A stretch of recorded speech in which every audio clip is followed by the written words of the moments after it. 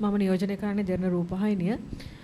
IMF එකේ දෙවනි වාරිකය ලංකාවට අනුමත නොවුණු පසුබිමක ගොඩක් අය කිව්වා මේක කියනවා රජයේ අසමත්කම නිසා තමයි මේ වගේ දෙයක් අපිට අත් වෙලා තියෙන්නේ කියලා. රජයේ පාර්ශ්වය ඔබතුමා මොන වගේ අදහස් දරන්නේ ඒක? හොඳ ප්‍රශ්නයක්. මම දැක්කා දේශපාලනික කෝණයෙන් බලලා කතා කරන අය මේ රටේ ආර්ථිකයේ ශක්තිමත් වීම උන්ගේ පැවැත්මට විතරම් සුබවාදී නොවන කණ්ඩායම් මේ කාර්ය මණ්ඩල එකගතාවයකට නොපැමිණීම සම්බන්ධයෙන් සාකච්ඡා කරනවා. කාර්ය මණ්ඩල එකගතාවයකට අපි ආවට පස්සේ ජාත්‍යන්තර මූල්‍ය අරමුදලේ විධායක මණ්ඩලය ඒ එකගතාවය අනුමත කළ යුතුයි. ඒ අනුමත කරාට පස්සේ තමයි අපිට දෙවෙනි වාරිකය ලබා ගැනීමේ හැකියාවක් තියෙන්නේ. ඉතින් ඒකයි මම කිව්වේ අපිට විශ්වාසයි මේ අනිකුත් දැනට ඉතුරු වෙලා තියෙන කාරණා කිහිපය සාකච්ඡා කරලා අපේ කණ්ඩායමටත් ජාත්‍යන්තර මූල්‍ය අරමුදලේ කණ්ඩායමටත් කාර්ය මණ්ඩල එකගතාවයකට එන්න පුළුවන් කියලා. දැන් ඔය දෙවෙනි වාරිකය ලැබුණොත් අපේ මේ ආර්ථික ස්ථාවරත්වය තවදුරටත් ඉහළ යනවා කියලා හෝ නැත්නම් මේ බංකොලොත්භාවයෙන් මිදෙන්න හැකියාවක් තියෙනවා කියලා මතයක් තිබුණා. දැන් ඇත්තට මොකක් වේද? මොකද දෙවෙනි වාරිකය අපිට තාම අනුමත වෙලා නැහැ. එතකොට මොන වගේ අනාගතයක්ද ලංකාවේ ආර්ථිකයට තියෙන්නේ? කවුද කියන්නේ දෙවෙනි වාරිකය අනුමත වෙන්නේ නැහැ කියලා? කිසිම අවස්ථාවක දෙවෙනි වාරිකය අනුමත වෙන්නේ නැහැ කියන කාරණාව ප්‍රකාශ කරේ නැහැ. දෙවෙනි වාරිකය අනුමත කර ගැනීම සඳහා ඒ සඳහා මූලික වෙච්ච කාර්ය මණ්ඩල එකගතාවයකට ස්ටාෆ් ලෙවල් ඇග්‍රීමන්ට් එකට එන්නත් අපිට යම් කාරණා කිහිපයක් තව සාකච්ඡා කරන්න තියෙනවා. ඉතින් අපිට දැඩි විශ්වාසයක් තියෙනවා. ඒ කාරණා ටික සාකච්ඡා කරලා අපිට පුළුවන් මේ කාර්ය මණ්ඩල එකගතාවයකට එන්න. මොකද එකක් ඒ කාර්ය මණ්ඩලයත් නැවත උන්ගේ ප්‍රධාන කාර්යාලයට ගිහිල්ලා මේ කරුණු වාර්තා කරලා සාකච්ඡාවක් කරලා අපිත් එක්ක ඊළඟ සාකච්ඡාවට ආරම්භ කිරීම සිදු කරාවේ. ඉතින් අපිට කිසිම සැකයක් නැහැ අපිට කාර්ය මණ්ඩල එකගතාවයකට එන්න බෑ කියන කාරණාව සම්බන්ධයෙන්. ඔබතුමාර බදු එකතු කිරීම සම්බන්ධයෙන් ප්‍රකාශයක් කරා. ඒක IMF එකත් ඇත්තටම හඳුන්වලා දීලා තියෙනවා ඒ සම්බන්ධයෙන් අපේ ගැටලුකාරී තත්ත්වයක් තියෙනවා කියලා බදු එකතු කිරීම සම්බන්ධයෙන්. දැන් අපි දන්නවා සීනි බදු වංචාවක් ලංකාවේ වුණා. රාජ්‍යසභාව අපිට ඇමතුමා කියලා තිබ්බා ඇත්තටම මේ බදු අය කිරීමක් සිදු කරනවා කියලා. ඒ වගේම තව මේ මධ්‍යසාර නිෂ්පාදනය කරන සමාගම් දෙකක් සම්බන්ධයෙන් ඒ කියන්නේ ඒගොල්ලන් මේ වෙනකොට අතුරුදන් වෙලා තියෙනවා. ඒ කියන්නේ බදු ගෙවිය යුතු සමාගම් දෙකක්. එතකොට ඒ වගේ පසුබිමක ඇත්තටම කොහොමද මේ බදු අය කරගන්නේ? ඒ කියන්නේ ඒ වගේ බදු අය විය යුතු තැන් වලින් බදු අය කරගන්නේ කොහොමද? නැත්නම් සාමාන්‍ය ජනතාවට මේ සාමාන්‍ය ජනතාව විතරයි ඇත්තට මේ බදු එකතු කරගන්නේ කියලා. ඒක සාමාන්‍ය මහ ජනතාවත් නගන ප්‍රශ්නයක්. ඒ කියන්නේ දැනට අපේ රජය, ඒ කියන්නේ රජය ගත්ත ප්‍රතිපත්තිමය තීන්දුව තුළ කියන්නේ රාජ්‍ය ආදායම දළදේශීය නිෂ්පාදිතයේ ප්‍රතිශතයක් හැටියට 100ට බදු ආදායම තිබෙ 8.3යි. ලෝකයේ ස්වභාවික සම්පත් නැති රටවල් වලින් ඉතාම අඩු බදු ආදායමක් තියෙන රටක් බවට ශ්‍රී ලංකාව පරිවර්තනය වෙලා තිබ්බා. එතකොට අපි රජයක් හැටියට මේ ආර්ථික ප්‍රතිසංස්කරණ ක්‍රියාවලිය තුළ අපේ ඉලක්කය තමයි 15% දක්වා මේ නිෂ්පාදිතයේ ප්‍රතිශතයක් හැටියට 15% දක්වා බදු ආදායම වැඩි කර ගැනීම. එතකොට මේ බදු වැඩි කර ගැනීමේදී ප්‍රතිපත්තිමය තීන්දුවක් ගත්ත රජය ආදායම් බදු සම්බන්ධයෙන් ඊළඟට කෝපරේට් ටැක්සස් සම්බන්ධයෙන්. එතකොට ඒ බදු ආදායම වැඩි වෙලා තියෙනවා. නමුත් දැන් ඊළඟට අපි අවධානය යොමු කළ යුතු කාරණේ තමයි මේ බදු නොගෙවන. එහෙම නැත්නම් නිසි ප්‍රමාණයට බදු නොගෙවන කණ්ඩායම් කවුද කියන එක හඳුනාගෙන නිසි පරිදියේ බදු අය කිරීම. එතකොට ඒකට තමයි දැනට පවතින රැමීස් මුදුකාංගය තව සති කිහිපයක් යද්දී අප්ග්‍රේඩ් වෙනවා. ඒක අලුත් වර්ෂන් එක පාවිච්චි කරන්න පටන් ගනිමි. අපි ඒකෙන් බලාපොරොත්තු වෙන්නේ බදු පරිපාලකයන් සහ බදු ගෙවන පුද්ගලයන් අතර සම්බන්ධතාවයක්, ඒ කියන්නේ පෞද්ගලික මට්ටමේ සම්බන්ධතාවයක් නැතුව ඔන්ලයින් ක්‍රමවේදය තුළ මේක පවත්වාගෙන යන්න. ඒ හින්දා දීර්ඝ කාලයක් සිදු නොකරපු ප්‍රතිසංස්කරණ දැන් සිදු කරන්නේ. ඒ වගේම විවිධ ඔබ මතක් කරා වංචාව සම්බන්ධයෙන් මම හිතනවා රංජිත් සේවලපිටිය ඇමතුමායි සම්බන්ධයෙන් ක්‍රියාත්මක වෙලා ඇති. එතුමායි සම්බන්ධයෙන් කරපු ප්‍රකාශය සහ ඒ අනුව එතුමා ක්‍රියාත්මක වීම සිදු වේවි. මම හිතනවා පුළුවන් තරම් පුද්ගලික මට්ටමේ සමීප සම්බන්ධතාවයක් ඇති නොවෙන්න බදු ගෙවන්නා සහ බදු පරිපාලකයා අතර අර පුද්ගලික මට්ටමේ සම්බන්ධතාවයක් ඇති නොවන ක්‍රමවේදයකට තමයි අපි ගමන් කරන්නේ. ඉතින් මම හිතනවා එතනදී දේශීය ආදායම් දෙපාර්තමේන්තුව ඒ කටයුත්ත කඩිනම් කිරීම සහ නිසි බදු ප්‍රමාණය අය කරලා රජයට ලැබිය යුතු ආදායම ලබා දීම වැදගත් වෙනවා. මොකද එහෙම නැති වුණොත් නිරන්තරයෙන් බදු ගෙවන පිරිස විතරක් බදු සීමාවන් වැඩි කිරීම ප්‍රමාණයන් වැඩි කිරීමට ලක් වුණාම උන්විසිනුත් මැසිවිලි නැගීමක් තියෙනවා. ඒ හින්දා අපි කල යුත්තේ ගෙවිය යුතු සහ ගෙවිය යුතු ප්‍රමාණයන් නිසි ආකාරයට අය කර ගැනීමට අවශ්‍ය කටයුතු ටික කිරීම. මගේ අවසන් ප්‍රශ්නේ ගිය පාර අතුරු අයවැයේදී ජනාධිපතිවරයා ප්‍රකාශ කරා විදේශ විනිමය පාලන පනත සංශෝධනය කරන්න අවශ්‍යයි කියලා.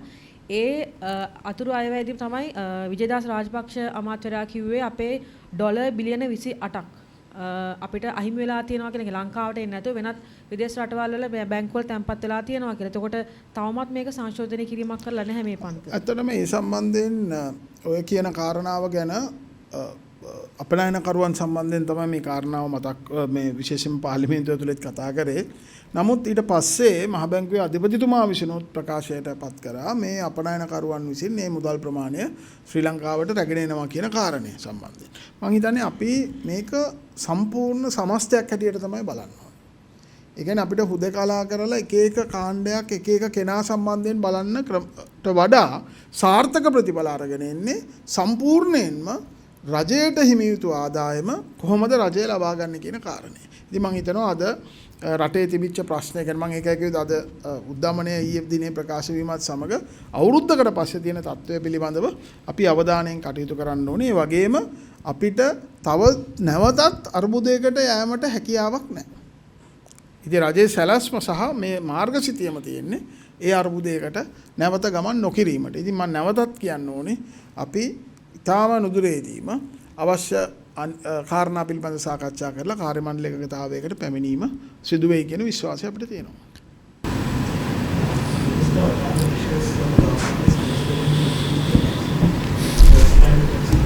No, I think that's a good question. That's what your colleague also asked. I think we have to now the REMI system will be upgraded within the next few weeks. This system will be upgraded. So I don't think there will be a physical interaction between the taxpayer and the tax administrator. So this has to be a very independent system. So no sooner where the tax administrator and the taxpayer where there is room for them to physically discuss and talk, I think there could be room for errors. So we are now eliminating all room for errors. Correct. That is the other measure the Inland Revenue Department is taking. At the moment, they have taken measures. But in the future, His Excellency the President has also is in the view that we should have a broader base on administration. So we will take another few steps to ensure that the tax net is broadened. So that is what you asked. Yeah, we agree with that. So that is why we said in the last budget that everybody over 18 years will be registered. So that is happening right now. To the extent what it has happened, whether we are satisfied or not is a different concern. But as you know, these reforms should have taken place at least 2 decades back. So we are doing the reforms with a delay of 20 or even more years. So let the government do the reforms. We are adopting all the best practices. All the good practices the other countries are adopting. The rest of the world is assisting us. We are getting the technical support, know-how, how to implement the best systems in Sri Lanka. So that is what we are doing. I think we need to strengthen that area and build confidence among the taxpayers that everybody who is within the tax limits are being taxed to the correct amounts.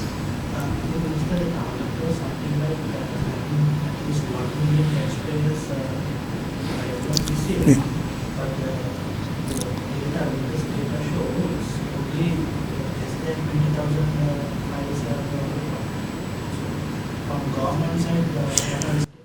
That's a concern we have. As you know, 1.8 million tax files with different policy decisions taken by different governments got reduced to less than 500,000.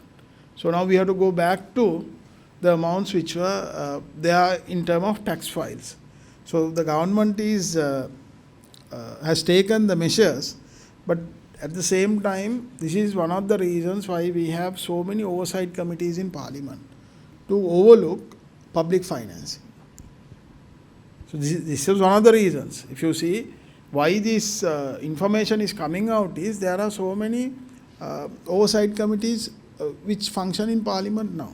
So all put together, we will ensure that the state gets the required revenue from the people who pay taxes. Actually, it is not only taxes. When you say government revenue, we talk about taxes. But even the restructuring process of the SOEs, state-owned enterprises, that is also a process to ensure that the government revenue is being taken up, because the treasury cannot bear any cost on behalf of any of the state-owned enterprises hereafter.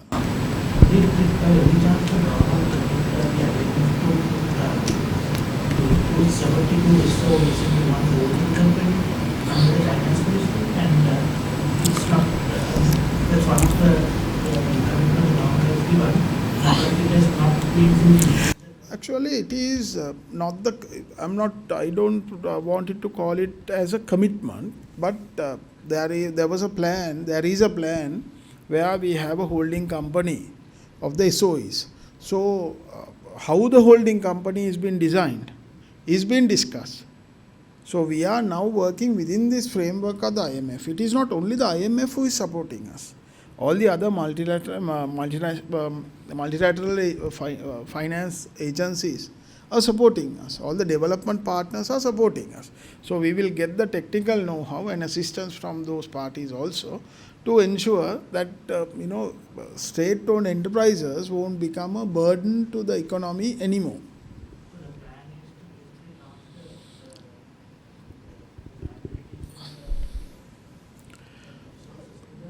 There is a unit established under the finance ministry.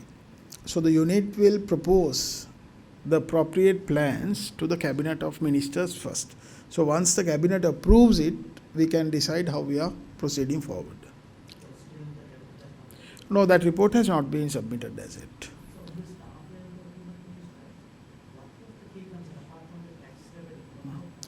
Actual revenue was one of the key measures which the IMF is concerned of, because that is not because the IMF wants to ensure that Sri Lanka will not go into a crisis. They want to ensure that we will not go into a crisis back. So this revenue concern was a greater concern. That is where we'll have to discuss and come into an agreement on where we are trying to get this revenue shortfall.